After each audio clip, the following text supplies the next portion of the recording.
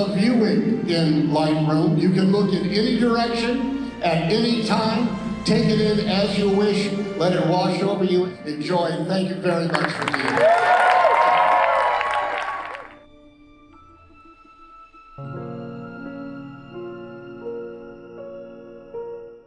Do you know, I thought it was so beautifully put together. Oh my goodness, it's captivating. I mean, it's one of those things you have to come and see it. I loved the footage, which was just incredible. I think the narrative is incredibly well served, and I think Tom's done that beautiful. He's made it kind of approachable.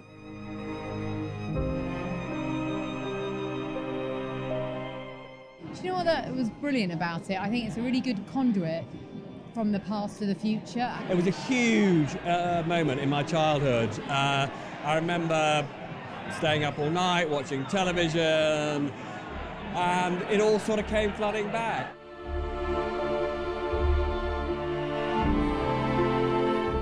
To have such a familiar voice as Tom Hanks, it's just brilliantly done. I think the storytelling was just amazing, incredible, and the experience of the kind of like 360 visuals is just something that everybody should experience.